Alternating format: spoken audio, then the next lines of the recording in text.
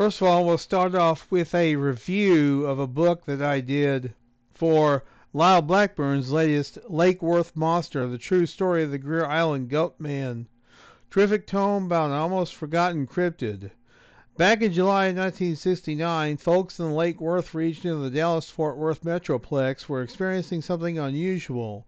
A strange entity that some thought was half man, half goat, while others thought it more ape-like, like Sasquatch or Bigfoot, and yet others thought it was all a big prank.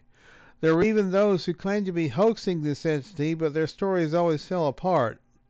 Plus, there was an incident where it appeared a large tire, rim and all, was launched over the heads of onlookers from the top of a ridge by the creature. And to top it all off, there was a photo taken by local dress shop owner Alan Plaster of what appeared to be a large white creature similar to a Sasquatch, not a goat man. But this photo was not granted permission to be used in Lyle's book. However, a photo by Bobby Brooks, a local artist who eventually collaborated with local Sally Ann Clark, who wrote the first book about the local legend, was published in this book, being Lyle Blackburn's book. It is quite interesting. To discuss any more of this excellent book would be giving it away. You just have to read it. Lyle has once again hit it out of the park. Perfect 10. Bigfoot researchers remember the late Dr. Jeff Meldrum at an inaugural Sasquatch event in Randall. Focused on Sasquatch, Meldrum, an Idaho State University professor, was set to speak at the event before passing away September 9th.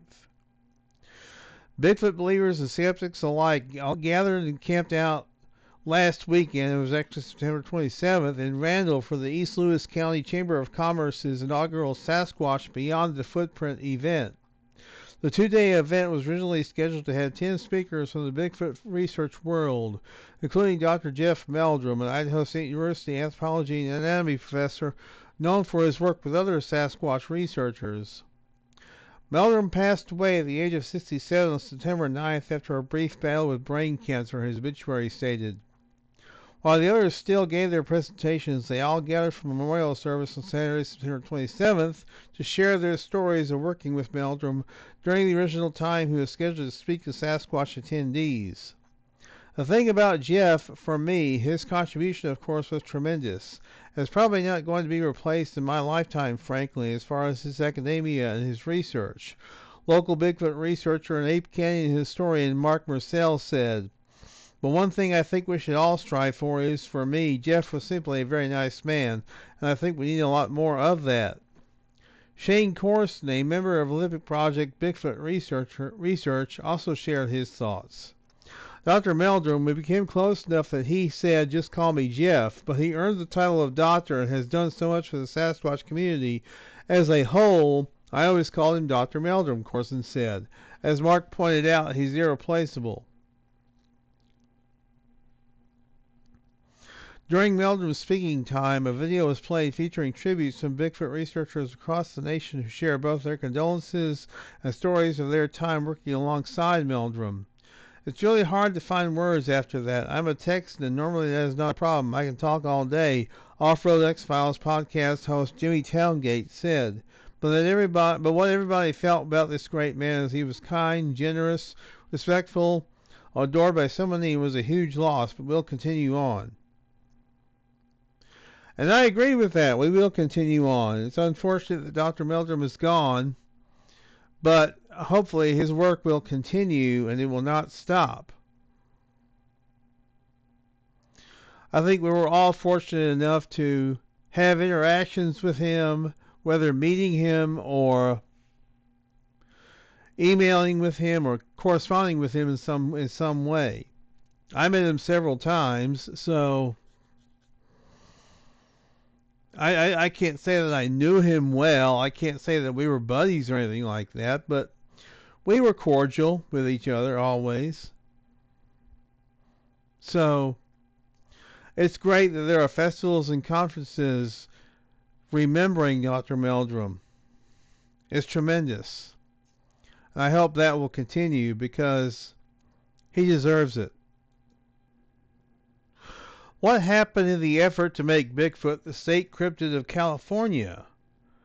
This is by Sharon A. Hill. On February 14th, 2025, Chris Rogers, Democrat of the California legislature, proposed Bill AB 666, 666, to designate Bigfoot as the official state cryptid.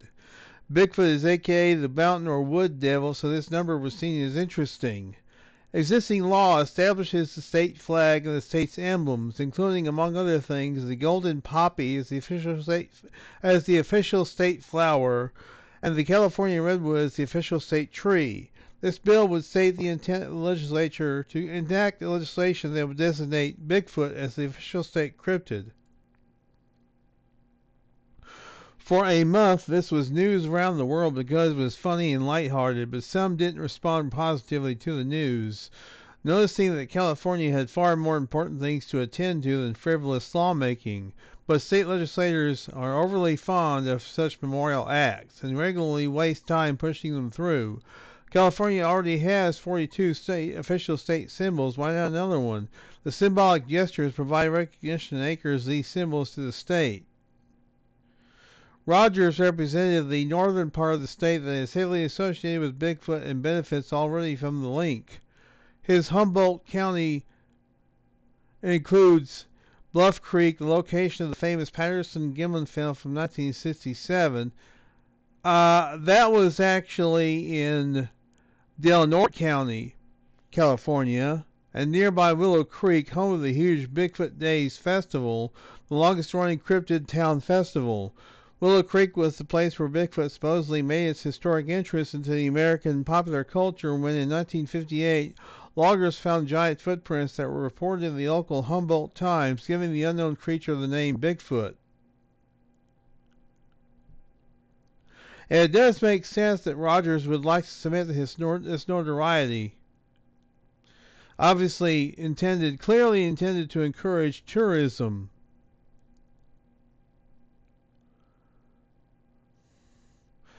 The bill was too funny and unique for these dire times, perhaps. The action on AB 666 never made it to the next step, the committee hearing. It remains stalled in the legislative process as we enter the last quarter of 2025. Most bills die because they fail to gain support to push through the gauntlet to become law. It's unclear if this one will also die, but it does look like Bigfoot will remain unofficial in all aspects. Well, perhaps that's just fine with Bigfoot. Maybe they don't want to be official of anything. But who knows? Maybe one day somebody will revive this particular legislation. I don't know. Who knows? Perhaps. Maybe. We don't know. And finally, before we get to our creepy cryptid story, a bit of good news. It appears that a long